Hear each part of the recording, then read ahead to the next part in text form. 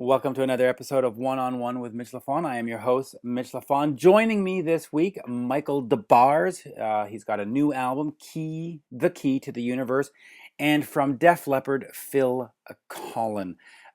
This episode, of course, is brought to you by the Heavy Montreal Festival this year, featuring Slipknot, Faith No More, Korn, Lamb of God, Meshuggah, who else? Marky Ramone, and of course, Dokken, Lita Ford, and Warrant takes place August 7th, 8th, and 9th at Parc Jean Drapeau in beautiful downtown Montreal, Quebec, Canada. And to discuss Michael, Phil, and everything else under the sun, former Guns N' Roses manager, Alan Niven. Good day, sir. Hi, Mitch. How are you doing today? Good. Always good, and always a pleasure to speak with you and talk, of course, about Def Leppard and Michael DeBars. And are you do you know Michael DeBars from the scene back in the day? Because I mean, obviously his ex-wife Pamela was big on the scene. Well, I never met Pamela, Okay. which my current wife would be happy to know.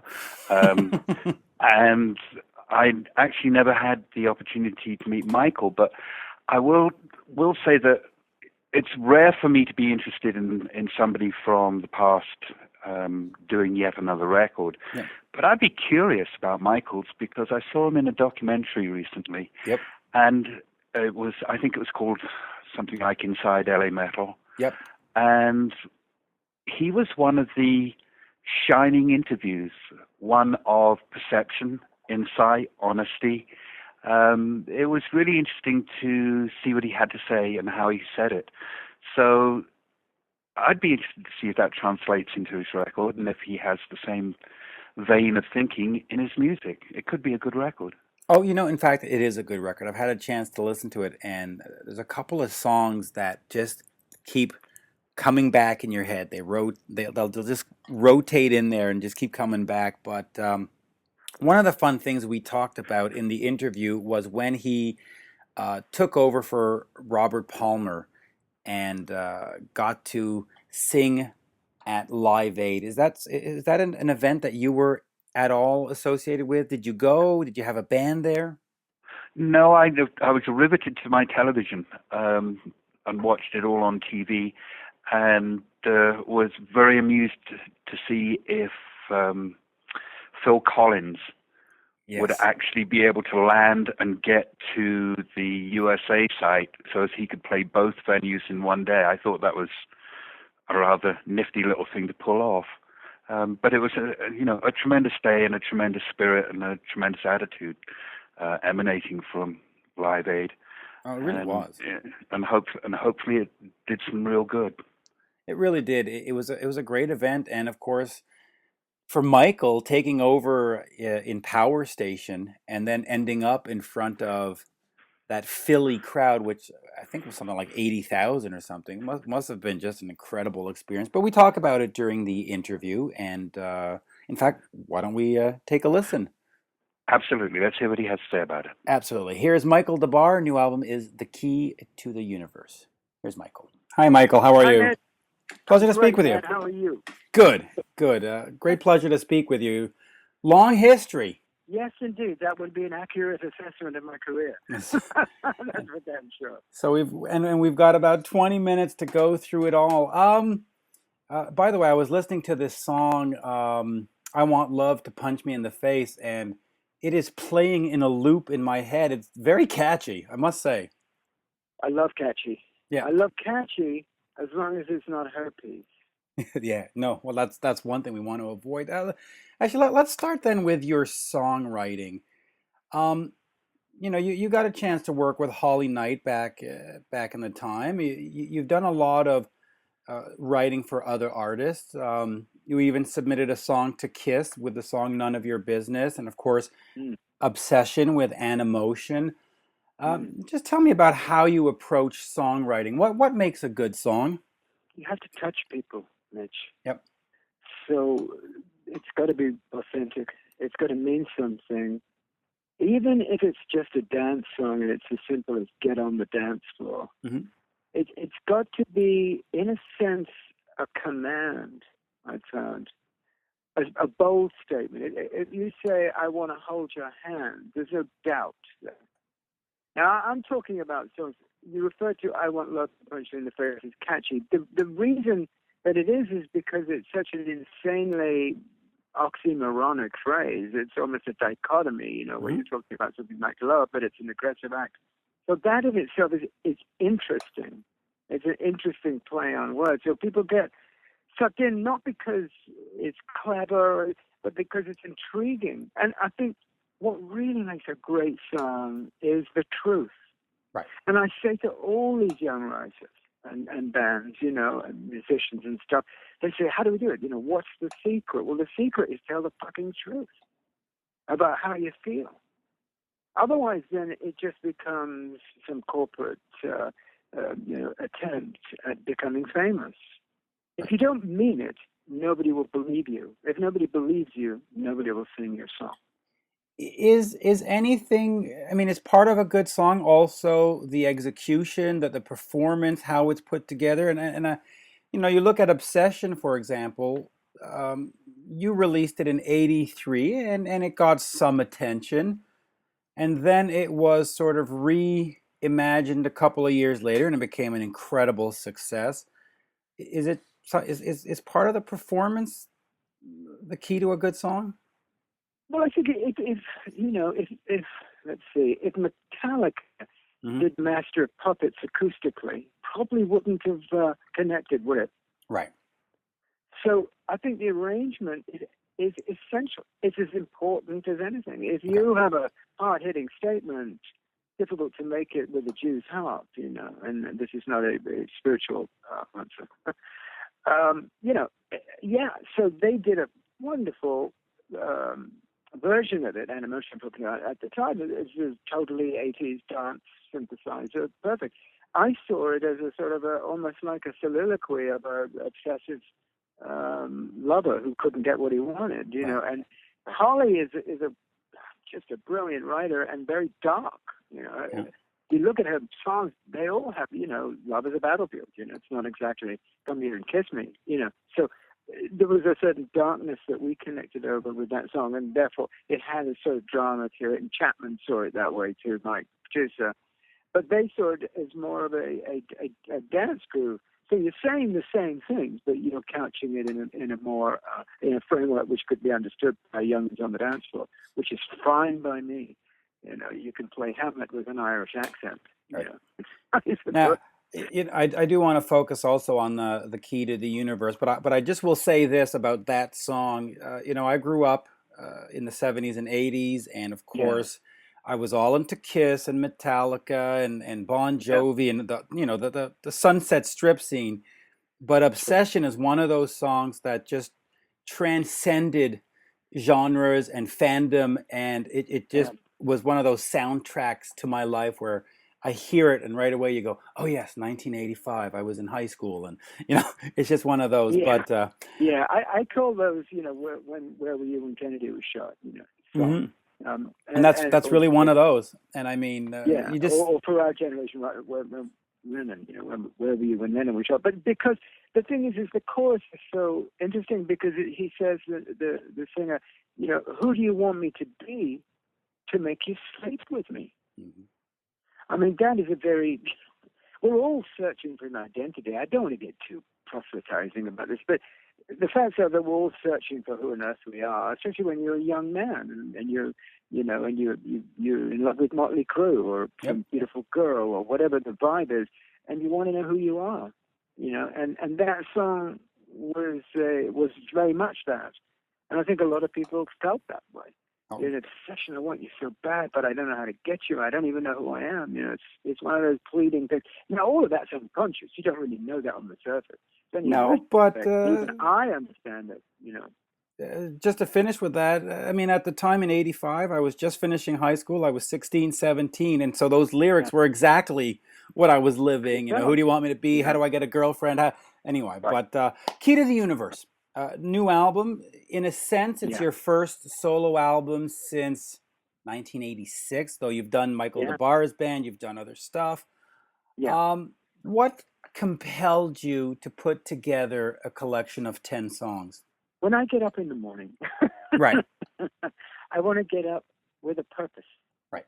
I want to have a reason for awakening. Now, that is everything. Since I was 8 years old, have been an actor or a musician. Right. So I've known what I wanted to do. This is a tremendous advantage in life, is knowing what you want and getting joy from it. The issues here are whether you have expectations of those of those principles.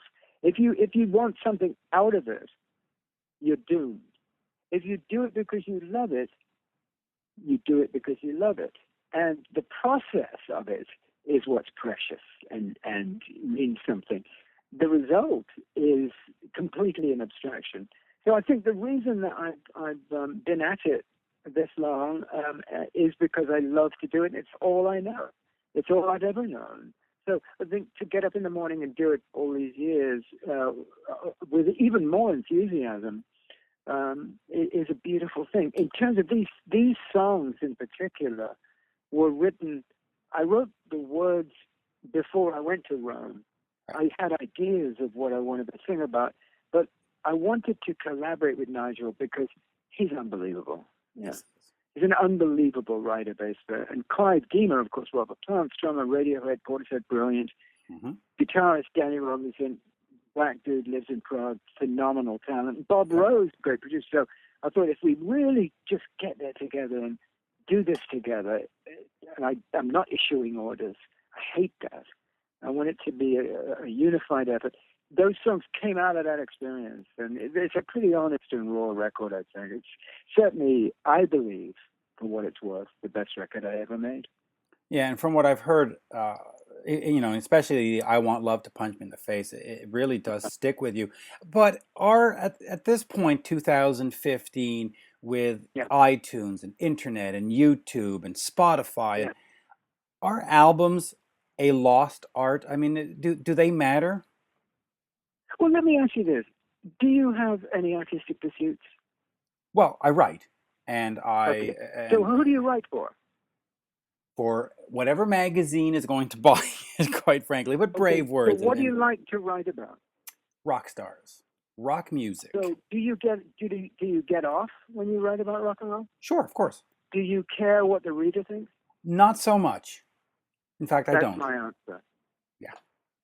Yeah, I mean, listen, if you're going to ask me, I do it for me. And if you read what I write or listen to the interview that I do and you like it too, welcome aboard. And if you don't, the guy next to me is writing something else, go read that. And, I hope you like that kind of thing.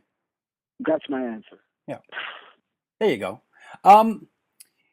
Let's go back to Power Station, 1985. You were on the Today Show, and you told Jane Pauley that this was a summer fling and that it was going to maybe lead to something else. And, of course, there was the Live Aid concert.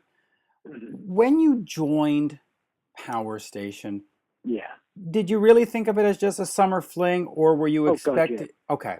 I knew very well it was a summer fling because the thing is John, who I love to this day, we did a movie together, we were very close, and that was one of the great benefits of that experience. But I knew full well that this was a summer affair. This was not going to be anything lengthy. That didn't Duran, Mitch, So it was a side project of a band with the Beatles at the time, so it was a vanity project that they did with Robert, who, God rest his soul, who I adored anyway and knew 10 years before I, joined the Power Station. We toured together when he was in a band called Vinegar Joe and I was in Silver Edge, in the early 70s. But that's digressing a little bit. I knew that it was temporary, and I embraced it fully. I knew that I was going to play to 20, 30, 40, 50,000 topless girls every night. This was satisfying. Did you, though, at any point in 86 or 87 start thinking about writing songs and having a part B, or was it really that ephemeral where it was like, okay, we're done. No, we're because done. A few weeks after the tour was over, I got Murdoch in MacGyver, and oh, that's right. So I was on telly for the next 20 years, Yeah, and let me ask you about acting and being a musician. You Yeah, you you started off as an actor, then yeah. you went over to Silverhead, and then you did detective, and then you Mhm. came back to the acting, and then back to the music. And is there a preference for either? And is it I mean, artistically, do you get more out of one than the other? Yeah, I mean, you get so much out of both that it's Okay. almost like who's your favorite baby question, who's your favorite child? I would say, just simply to answer your question, Mitch, and thank you for that question, is microphone, club, people going bonkers, Mm-hmm. Les Paul, and a Marshall stack. That would be my favorite occupation. The rest of it is so satisfying. If you get a great take as an actor, you're on top of the world. You feel wonderful. The thing is about acting is you're expressing somebody else's vision. It's like if I asked you, Mitch, could you write in the style of Jack Kerouac, please? No. Or if so as an actor, you're saying somebody else's words. Right. In rock and roll, you're expressing yourself. You're not losing yourself in somebody else's character that they created. So it has an authenticity and a rawness and a spontaneity to it that cannot be manufactured. You either can do that or not. So that's the distinction, I suppose, between acting and music. And my preference is to play live rock and roll, very, very loud. Which is not a bad choice. Let me ask you, Kiss Destroyer, the demos. Yeah. Peter Criss takes a detective song called Ain't None of Your Business, lays a vocal on it. You can go to YouTube and all over the internet and find versions of it. How did that song end up in the Kiss camp? And do you keep hoping that someday they'll put it out? No, it's not really. Okay. I don't hope for anything. I don't believe in hope. Okay. I think hope is a futuristic abstraction that is meaningless. I only deal with what's happening. To answer your question, it's a great song. Peter Criss was a phenomenal singer. By the way, he had the only number one that Kiss ever had there. Yep.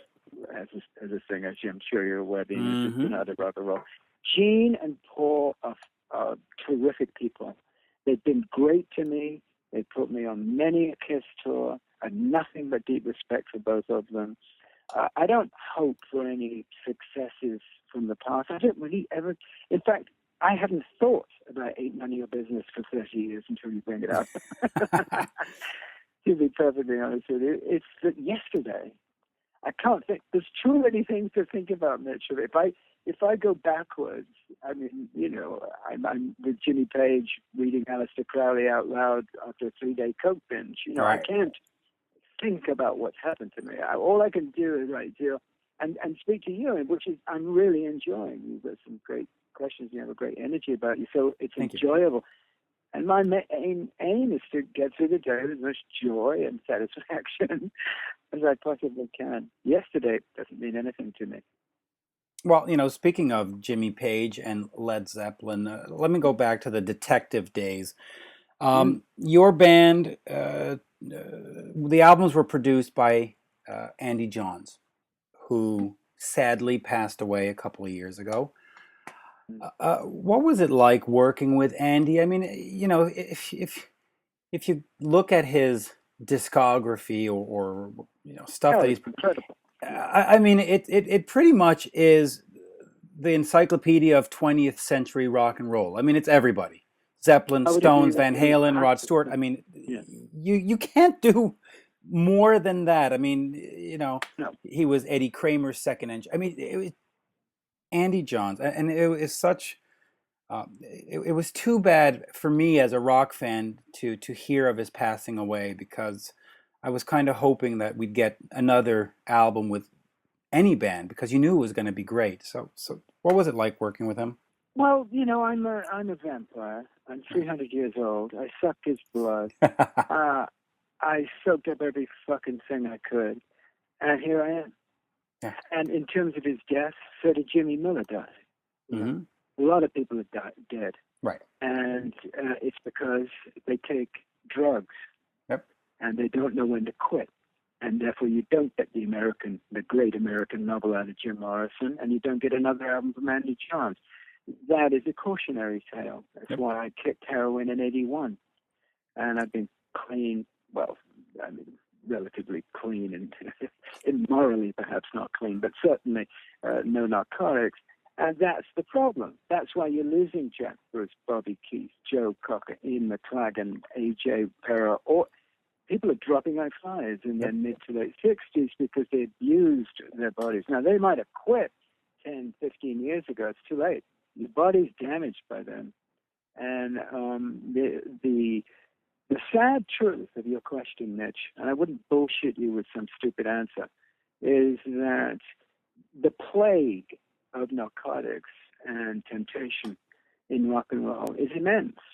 Yes, and the toll that it takes is huge. I got lucky. I saw it. I looked at the demon in the face. I thought, fuck off. And, my life changed.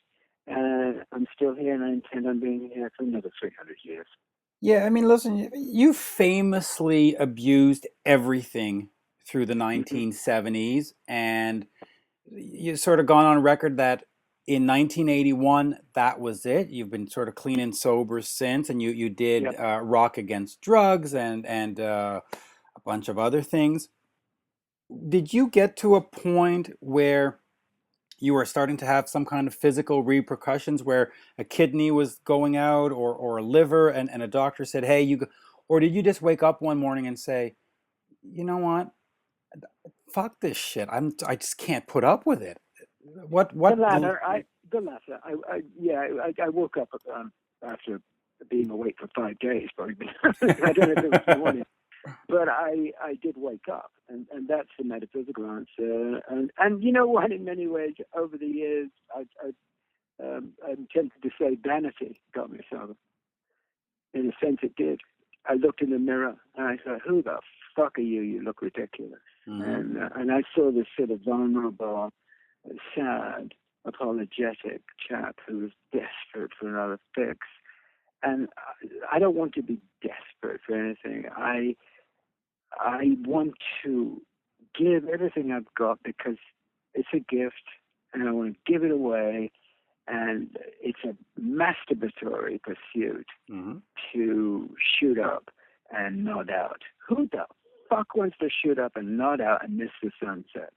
Not me. But they say that once a drug addict, always a drug addict. Do you find yourself having to work on it and say, don't do it? Or at some point, were you able to just really kick it? And I mean, do you still have to go to meetings? Do you still have to whatever, pray to a god? Or did you finally just get over it? I don't think one ever gets over anything. Right. I think you have to own it, Mitch. Okay. Don't you? Yeah. I think you can't dismiss something and negate it and say, well, I'm over that now. You're never over it. But what happened to me was I use it. It was incredible for most of it. I mean, the decadence that I've experienced, I can imagine, is difficult to describe. We've made Caligula and ancient Rome look like Mr. Rogers' Neighborhood. The stuff that one went through was so immoral and so debauched. But when you come out of it and you can see it, then you can see, well, you're causing damage here. You're not just damaging yourself, you're damaging everybody around you. And there's a wonderful lesson there. So I regret absolutely none of that behavior. And do I go to meetings? No. Do I have metaphysical pursuits? Absolutely. Okay. And I read and I meditate, and I am as kind as it can possibly be to everybody I meet. And it's pretty simple stuff.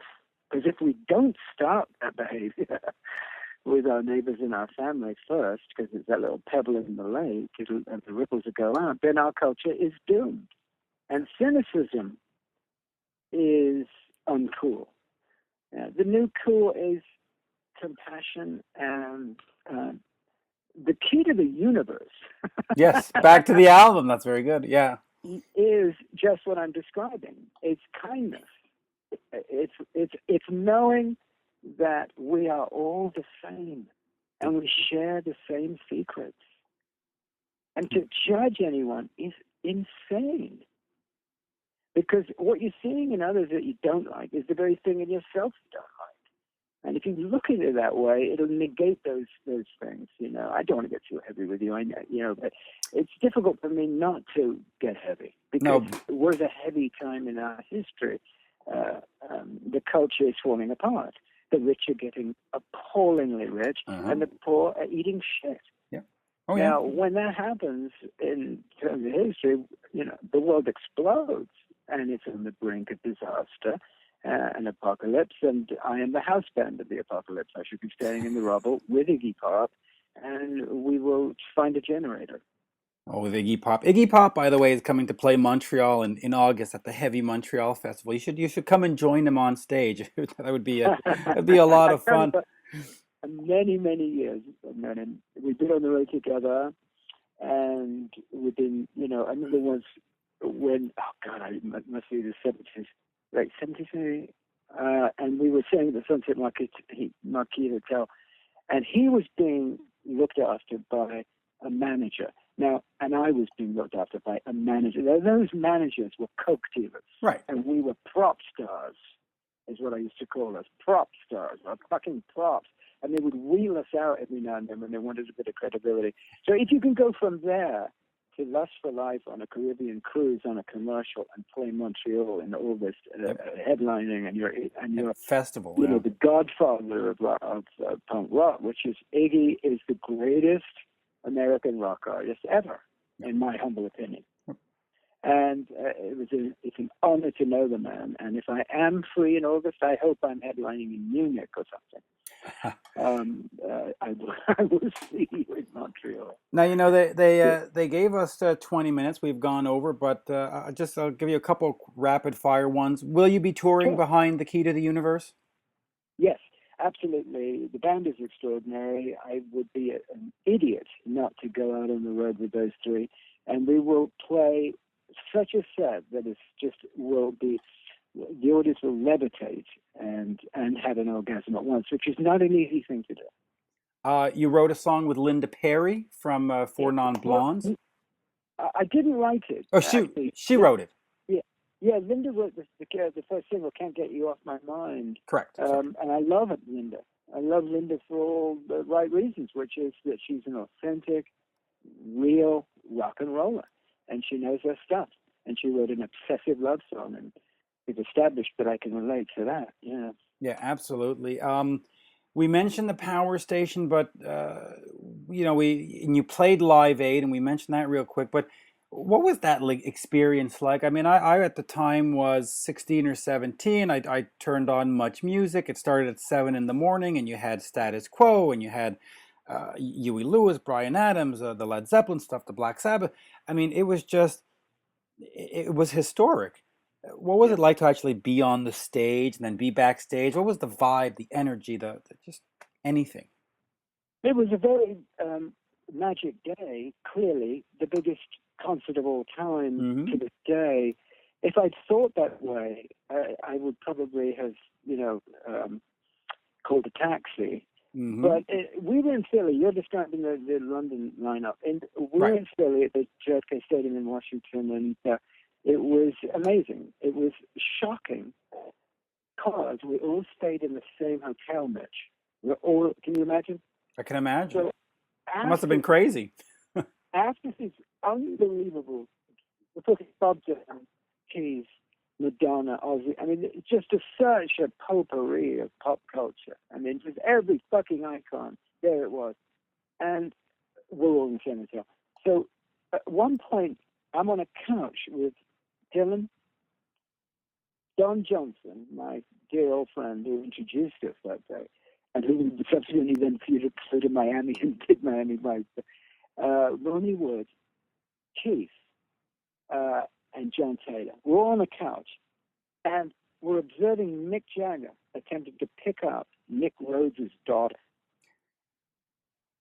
And I suddenly thought, my God, if this isn't ancient Rome, what is? This is ancient Rome with room service.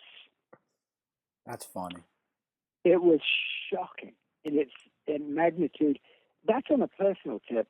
On an emotional level, it was amazing because this money, this organization that Sir Bob had created was literally made $100 million. And in those days, this is a massive achievement. Mm-hmm. So, in retrospect, it was incredibly satisfying. This on a humanistic level, but on a shall we say, on a decadent level, it was absolutely hilarious and so entertaining. And I felt like, boy, I've been invited to the greatest party ever thrown. Yeah, and I don't think we could ever do an event that would match the energy and the vibe. I mean, we could stick a bunch of rock stars together and call it a charity event or whatever, but there was something different about Live Aid. It transcended just a bunch of people raising money. It there really was a special energy, and it was a unique experience. And to watch it was one thing, but just to be a part of it, I can't fathom what kind of memories you must have of that, but there you go. Well, it was amazing. I mean, I learned so much more than I can tell you about it, but I'm really enjoying this. I'll talk a little bit about it. The thing about it was that I think that you find it so special because you were at a particular age where you could grasp what the significance of it. Yeah. And it became part of you and your youth and your learning and your education of rock and roll. And to me, I was older. I was in my early 30s. I had recently quit drugs. I could see things very clearly. I was feeling every fucking second of it. So I was present so many times, Mitch, and I know you know this. You'll talk to guys who all their life dreamt about playing at Madison Square Garden. Mm-hmm. And once they got to Madison Square Garden and achieved their dream, they were so strung out on coke, they couldn't wait to get back to the dressing room to do that drug. So there were so many things that I was present for that I might not have been. My gratitude is immense to the fact that I could experience what you, a 16-year-old young rock fan, felt. I felt the same way. And I continue to feel like a 16-year-old rock fan to this day. And that is a blessing. It really is. It's the key to the universe. It's the fucking key to the universe. You've got it, Mitch. There you go, Michael. It's been a pleasure. I could go on forever, from WKRP to Silverhead to, but we were told 20, and it's been an absolute fantastic 20 minutes. Great pleasure. Well, I'm so glad you've enjoyed yourself. I have thoroughly enjoyed myself, Mitch, and I look forward to seeing you with Iggy in August. Yes, absolutely. Please come on out to Montreal. It's a great city. And I love it up there. I've been up there all the time with MacGyver. I was in Vancouver, or every other TV show I've done. Vancouver, I would go to Toronto, I would go to Montreal, all over Canada. I love Canada. Yep, we have a great film industry up here. There a lot of nice tax credits, so a lot of people come up here. But great pleasure. Thank you. Mitch, thank you. Have a wonderful day, and I look forward to seeing you in the near future. If we play that, for God's sake, call Aaron or somebody at MSL and we'll get you in there. Great. Thank you. Thank you, Michael. You got it, man. Bye-bye now. There you have it, folks, my interview with Michael DeBars. Great stories of Live Aid, that Kiss song, None of Your Business, and everything else. Certainly hope you enjoyed that, Alan. Of course, let me remind you that this episode of One on One is brought to you by Heavy Montreal. Up front, you heard me mention Slipknot, Faith No More, and Korn, but there's also Cold Chamber, Nuclear Assault, Pentagram, Glass Job, Bullet for My Valentine, and many, many more. And that is August 7th, 8th, and 9th at Parc Jean Drapeau in beautiful downtown Montreal, Quebec, Canada. You have some bands, Alan, like Razor, that I think would fit in very nicely at the Heavy Montreal Festival. I think they might too. I'm not sure that we can make it this year. I mean, if we started hitchhiking now, we might just. I think we should probably start sticking our thumbs out and hoping that we get up there for the next year. Yeah, absolutely. And that it would be splendid to get up there. Just to be in Montreal would be fantastic. Yep. Let alone playing a gig up there, because Montreal is a beautiful city with some amazing dining. In fact, I think it was one of the Boston newspapers that said that we are one of the top 3 cities in North America to have supper in. So yes, absolutely. Yes. And by the way, speaking of Montreal, our next guest, Phil Collen of Def Leppard, they're coming to play Montreal May 2nd, and Phil talks about how the band loves Montreal and how it's like Europe but in North America, and that's why he's particularly going to bring the family up for this one. Yeah, I could see where somebody who's born and raised in Europe would feel very, very comfortable in Montreal. Yep, absolutely. Of course, Def Leppard have a tour, a summer tour coming up with TESLA and STYX. They have a new album that is completed, currently unnamed, but it's off to mastering and mixing and all those wonderful things that help get an album completed. And he also talks about a Bon Jovi co-headlining tour with Def Leppard that almost happened a couple of years ago, and you'll find out why it didn't happen. Shall we listen to Phil? Absolutely. Let's hear what Phil has to say about that. And everybody should go and see Def Leppard. I've always thought them to be kind of like the Peter Frampton of their era. They have music that just makes you feel good and smile. Oh, absolutely. So here we are. Let's get rocked with Phil Collen of Def Leppard. Good day, Phil. How are you? I'm good. How are you doing? Good. Good. It's been a while since we've last spoken. A lot of stuff to catch up on. Absolutely. Let's start off then with the new album. Joe Elliott has said on his Planet Rock show that the album is done. What are the plans for getting it released? Well, done and done are two different things. Because it's mixed and mastered and all that stuff. Right? I think all the recording parts are done. But we wanted to get it ready for the start of the tour, but that's not going to happen. So it'll be out sometime while we're on tour. So I don't exactly know when. So we'll just have to play that by ear.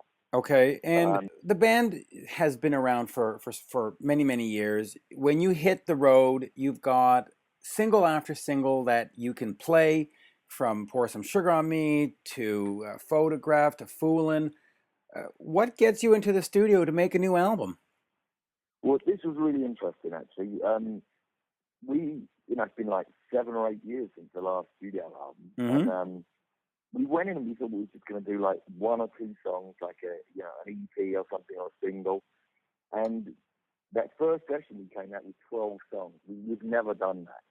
Okay. And I think the approach was very different. So, we didn't really have anything to lose. We didn't have a record company or management or anyone breathing down our necks. It was just got some ideas and they all worked. And the other thing, because of that, normally we go in and we'll always find 10 reasons why to not do an idea as opposed to just going with it.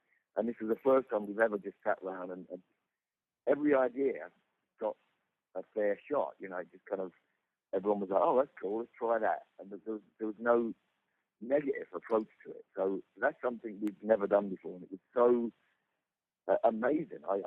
That blew me away that we got so many things done. And honestly, I really think this is the best album we've done since Hysteria. Oh, great. A lot has been made of the sound of Def Leppard albums and the sound of the music. Were you trying to go back to what you were doing on Hysteria, or were you trying to go back to what you were doing on High and Dry, or is it just a natural progression? None of it. None of it. We just actually treated each song as a kind of a different project.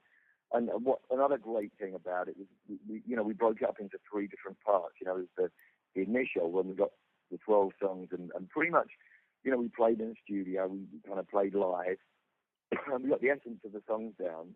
Again, something we don't normally do. And then we went back in May, okay, just before the tour, and then also, you have a different perspective on it. It sounds different, you change a few things, and we went back a third time and just kind of finished stuff off in January. Right. And it's amazing. I'm thrilled how it turned out. I'm very much looking forward to hearing it too. The last time we spoke, you were on tour with, I'm trying to think, Lita Ford and Poison. And we had talked about streaming services from Spotify to RDO to iTunes and all that wonderful stuff, which Def Leppard really isn't involved with. And I was wondering, has that changed at all? And we also spoke about a project where you were going to re-record some of your songs, and some of them, like Pour Some Sugar on Me and others, have made it up there. What's the status of that?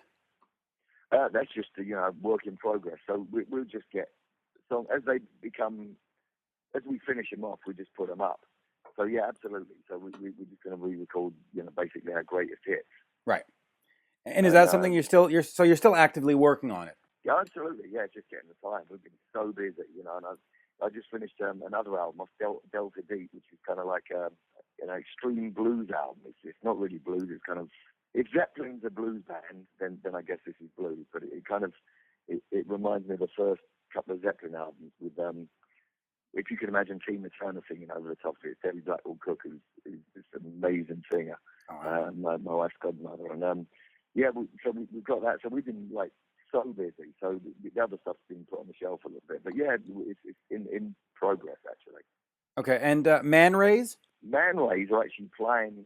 The Paul and Simon are actually playing on one of the tracks on the Delta Beef album. Oh, there you go. Yeah. You've got the 2015 tour right now, where you're doing some Canadian dates in Montreal. You're playing with Trapper, which is M. Griner, which of course we all know did the Pour Some Sugar on Me cover. Then you're heading out this summer with TESLA and STYX. Tell me a little bit about that package and what fans can expect. Well, we toured with both those bands, so we get on extremely well with both those, all the guys in the band. And it's just a different thing. There's fewer bands to go out with now. It kind of seems like it's winding down, certainly that whole thing. So, yeah, this would be great. Like I said, we had a great time last year with Kiss. That was a blast. And, it should be the same kind of deal. It's because we haven't played Canada for so long, it'd be really interesting and pretty exciting because we're getting out there, so that'd be cool. I have found that Canada has been very supportive of Def Leppard over the years. Montreal in particular, it doesn't matter whether grunge was part of the day or not. Montreal always seems to always sell out and support. Do you have any special memories of Montreal? Oh, all the time, yeah, absolutely. And Quebec in general. I mean, the last time we played, Quebec City, we had 85,000 people in, and it was amazing. and Montreal, what's great, we'll be coming out, because we're actually coming out a bit earlier. We're going to be doing the Voice finale thing. So, and my daughter, along with my wife, is coming out. So my daughter's never been to Canada, so it's going to be great for her. So it's we were talking about it the other day, and a friend of mine, they're going, well, if you want to go and see Europe in North America, go to Montreal, and province of Quebec, because you get to see a lot of European type stuff there, and it really is. So I'm kind of thrilled that she'll get to see that as well.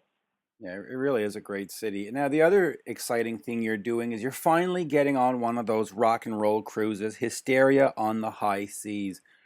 What are fans going to see there? Are you going to be doing just sort of a greatest hits set, or are you going to really be going out of your way to pull out some rare songs? I have no idea yet. I mean, that's next year, so it's a bit far in the future. But I think what we're going to use it for, us personally, is rehearse some of the stuff off the new album, because we're not going to play it until the album comes out. Okay. So it'd be nice to kind of rehearse and stuff. So we may be trying a few new ones in, and just the whole thing, So that'd be great. You mentioned that you might fly new stuff in from the album, and I just want to go back to the new album for a second. Is the album in 2015 sort of an outdated form of art? Is there really an audience for 12 songs put together with a sequence, or have we really just hit singles now? Yeah, I think so. There's no real place for it. I mean, I still like it. Right. I think, and the other thing that's really interesting, everyone's become, masters of the playlist. I mean, I've got like playlists on my phone. Mm-hmm. I don't even use my iPod anymore. It's kind of, it's basically on the phone. And that's the thing. So with this album, the new Def Leppard one, I've been actually messing around with running orders, and I still find it exciting. So I think, like I said, we didn't plan on doing an album, but it came and it sounded so good that we thought, well, we have to do it. So, but on the same token, I do think it's something that's kind of going away, because people just get their favourite tracks. But on this one, if you listen to the thing all the way through, it just reminds me of the Hysteria thing. It's kind of everything's got its place on there. It's almost like a concept, and that is a very dated kind of approach, but nonetheless, we weren't going to just say, well, let's not do it. So we we approached it like that, you know. Why, by the way, didn't you plan on making an album? Isn't a band like Def Leppard supposed to do a tour, do a couple of years, make another album? Why were you not planning after 7 years to make a new album? Well, I think, you know, what's really crap is the pressure of doing an album when and this is how it's been for many years now. Most bands will have 1 or 2 tracks and a bunch of fillers. The great thing about this album, like I said, we broke it up into 3 parts. You know, back like Zeppelin, the Stones, David Bowie, Otis Redding, people like that, they'd go in and record something, and then they'd go in, the Beatles, they'd do it, you know, and then go back in 2 months later, record something else, and it was ready when it was ready, and it was only when you got inspired would you write and record some music. Right. So we done that, and I think that the whole thing, the album, becomes such a boring old trend. It was like you do 1 or 2 good songs, and then you have to do 10 or 12, and then it's boring, and you're sitting there, and it that takes the art out of it. I think by doing what we did, is going back to that old school approach where you get inspired, you get excited, you write, you record, you produce. Like Brown Sugar and Wild Horses, you know, the Stones went into Montreal and recorded those 2 songs in about 2 days. And, you know, they've got a magic to them. I think we certainly lost a lot of the magic during the 80s and 90s because it all became about the product and not really the artwork, the art piece, really. It was more about product, and we have to sell units and all of this stuff. Whereas, you know, stuff from the 70s and 60s and that, when artists were artists, you know, it was a very different approach. And I think what's been beautiful about this whole thing with us is that we've actually gone back to that. No one's been pressuring us.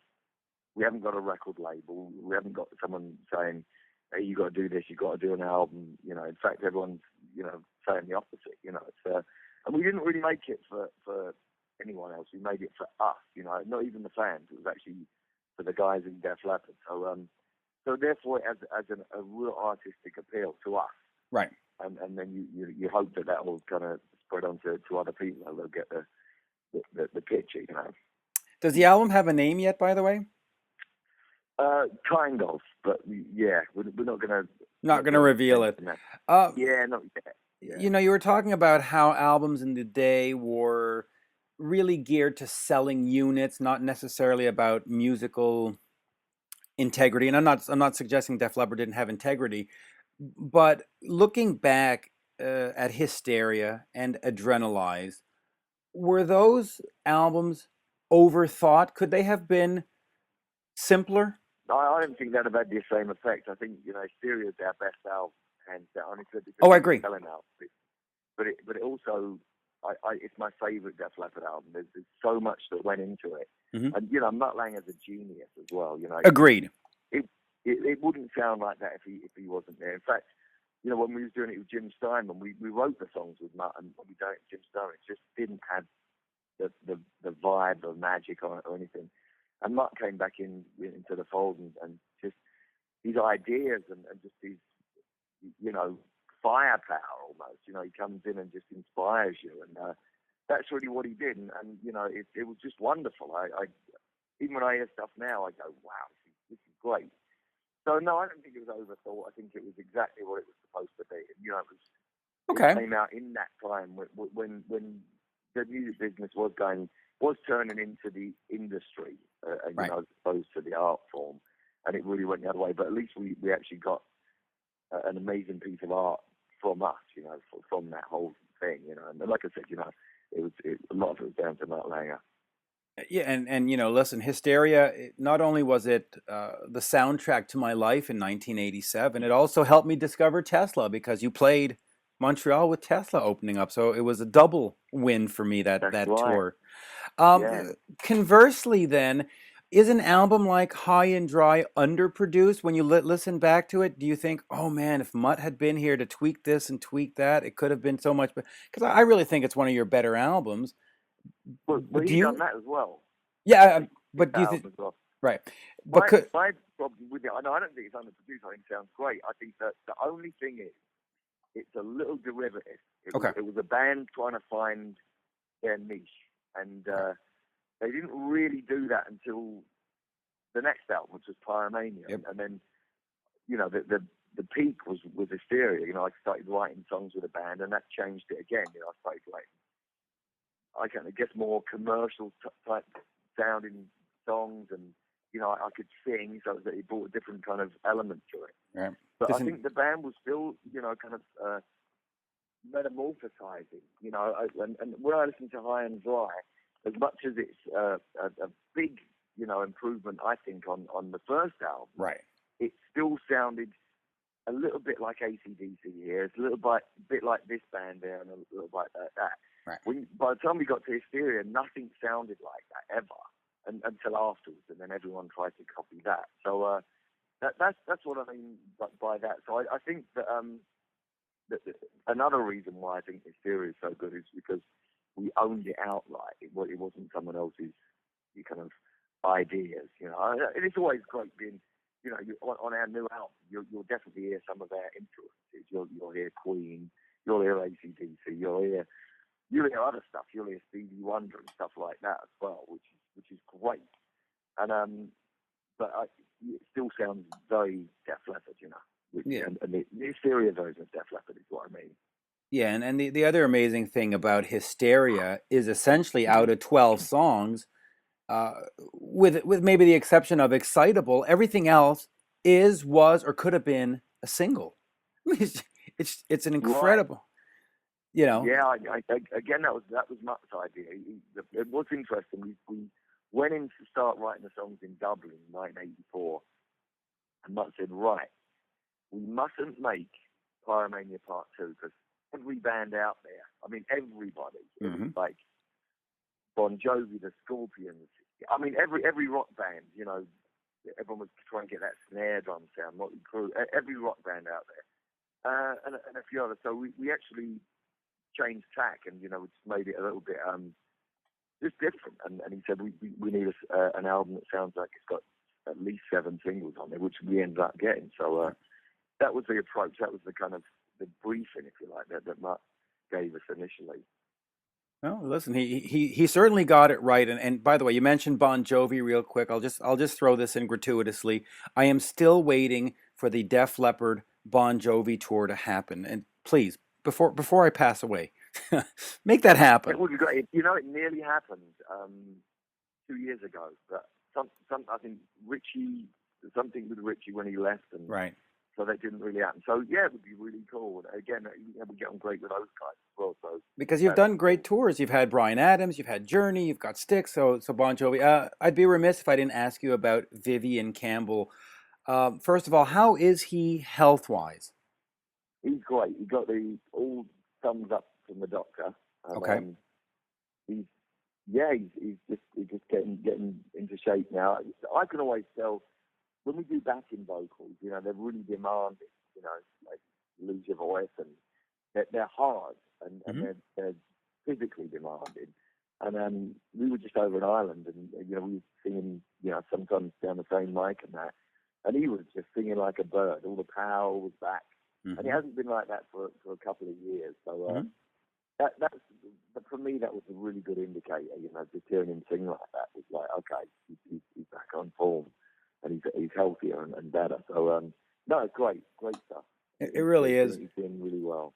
How has that impacted you though emotionally when you see, and I'm sure he's not just a bandmate, when you see a friend going through that, how has that been on you? I think because at the age that we are, right.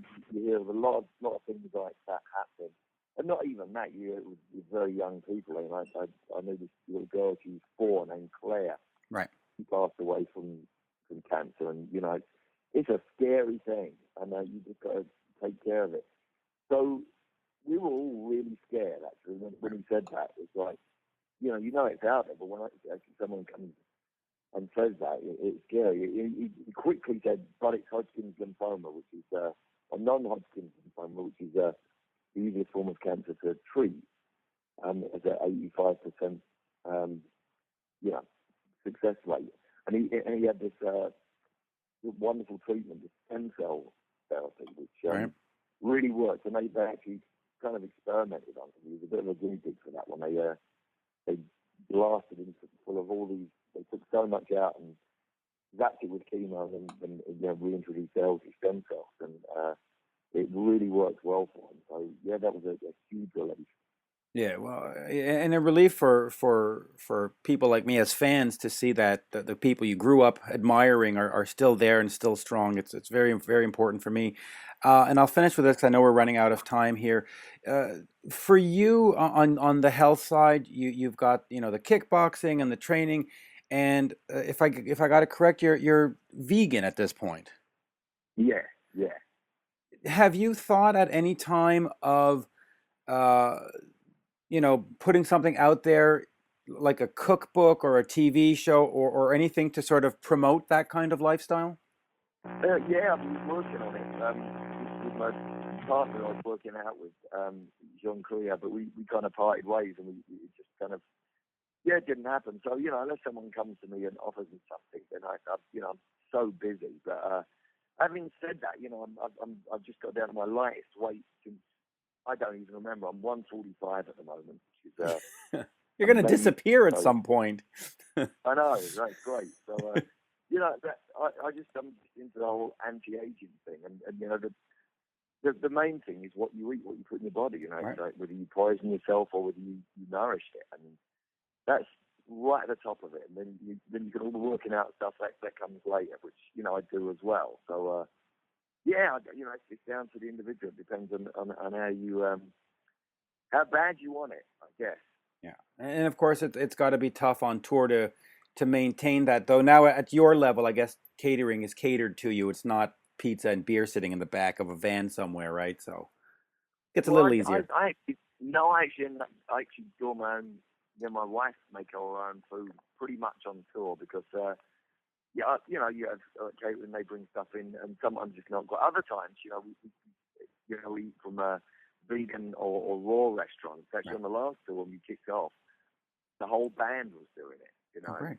Everyone felt great, but as we got into it, it was just harder to do. So I ended up, we got a George Foreman grill on the bus, and we do a lot of raw food. Blend up kind of smoothies and stuff, and fruit and stuff, and mixed greens and what have you. And that's the trick. So you end up doing most of it yourself. Well, hey, it's probably the better way. My dad always said, if you want something done right, do it yourself. And, it's Phil. So true. Yeah, absolutely. Always a pleasure. We've done these interviews many times before. Always enjoyed them. Looking forward to coming to see you in Montreal. Thank you. Me too. Thank you so much. That's great. Yeah. Have a good day. Oh, you too. Take care. Bye-bye now. There you have it, folks. My interview with Phil Collen of Def Leppard. They are in town in Montreal on May 2nd with Trapper, which features Sean Kelly, a good friend of mine. So please make sure you check that out. And of course, let me remind you that this episode of One-on-One with Mitch Lafon is brought to you by the Heavy Montreal Festival. This year, some great headliners: Slipknot, Faith No More, Korn, a classic, and Iggy Pop. And for those of you who like the 80s like I do, you've got Warrant, Dokken, Lee DeFord. This all takes place August 7th, 8th, and 9th at Parc Jean Drapeau. I do have 2 pairs of tickets to give away, so keep listening to the podcast. They will be given away a little later in the summer. But there you go. Alan, always a pleasure to have you as a co-host. And of course, I'd be remiss if I didn't thank Michael DeBars, his new album, The Key to the Universe. Please do check that out. Speaking of checking out stuff, have you been keeping up to date with? I was just going to help you close by saying also thanks to Phil Collen. Yes. And just mention that he wrote a song called "Miss You in a Heartbeat," and hopefully he'll get to play that with Def Leppard, which I have to say I think is one of my favorite songs out of that genre, and if I remember correctly, was recorded by a band called The Law. Yeah. Really great song. Yeah, and in the 96 Slang Tour, they actually handed the microphone over to Phil and let him sing it, and honestly, I'd love to see that again because Phil has got an incredible voice. Well, he's obviously a really good writer too. Yep. And yes, I do follow your interviews, Mitch. Is that because I send them to you 87 times and just sort of harass you? No, it's because you're one of the best examples of an interviewer. And I did hear something, I think it was your 100th episode, where I was extremely impressed with how you handled it and the questions you ask. And I think, unfortunately, it does need to be addressed a little bit. Okay. And certainly not from the perspective of questioning the interviewer, but the interviewee. And I think most will hear it for what it is, that it's something of a delusional rant full of falsehoods. And I know it to have pissed off virtually everyone named in it. Unfortunately, there'll be some who will take it as an excuse to rant up the trog and troll mail. And I'm not going to address every point in it, but there is one thing that I do want to get across. Right. And that is that I do not hate Axl. I've never hated Axl. We're two strong personalities. Yes, we butted heads at times. But on the other hand, we also obviously connected extraordinarily well at certain times and achieved a lot. That relationship might have been compromised a little bit once the interviewee arrived, but, it's long water under the bridge. But what I would say is that I've been shown some comment boards in the last 2 or 3 days, and it's really disappointing how virulent some of the comments are. And I would just suggest, you know what, Axl's a human being too, right. And we may have our differences, but some of the vile and vicious comments are just totally out of freaking line. And they're incredibly hurtful to somebody who's got the ability to be sensitive. And he's an artist, and he's sensitive. Just leave him alone. He's provided some great rock and roll, turned some people on, and had an amazing career. And most of these people who spout vile negatives are basically not qualified to carry his skivvies to the laundry. Yep. So just, think about it, people. It's unnecessary to be generating all that negativity. And I would suggest that the interviewee thinks about that too as well. Yeah, I will say one thing about Axl is he is seemingly everybody's whipping boy for whatever reason. Yep. And yet people go, well, he starts his show late. Okay, perhaps he doesn't start at 9 o'clock like a lot of other bands. But when he does play, it's 35 songs and 3 hours. Unlike other bands that sometimes start at 9 and by 10:15 they're done. I would rather pay $85 and get 35 songs and 3 hours than pay $85 and get 75 minutes of, So, well, you got to give him credit. Yeah, well, apart from that, Mitch, I wouldn't equate ticket cost with quality of material and quality of performance. And, if it were my responsibility, I might recommend that maybe he doesn't take on such a huge vocal workload, because that's a hell of a thing to, be looking at. I've got to play for all this time. But the bottom line is he's a singer in a rock and roll band. He's not some ass trying to work out how to screw us over out of our health insurance or proper health care. He's not plotting to bomb somebody. He's out there entertaining you. Get a clue, people. Right, and that was my point, is that when you go to a GNR show, whoever is in the band, when Axl steps on stage, you are going to be thoroughly entertained for an incredibly long amount of time. And it's a great show. The last show I saw in Montreal at the Metropolis was fantastic. It was really fantastic. This is where I'm going to, show the typical Niv attitude. But, great. He's got, and this will obviously upset Red no end, but my point of view is that, he's got the world's best and most lucrative cover band. Go and enjoy the songs. It would be a pity if, at least once they didn't all bury the hatchet and actually acknowledge what they achieved together and play a gig. Yes. That would be nice. It would be a good bookend, and we could all say thank you, good night, and everybody moves on. And everybody's moved on, including myself. because that gives me my opportunity to say that Buck and Evans are touring the UK this month.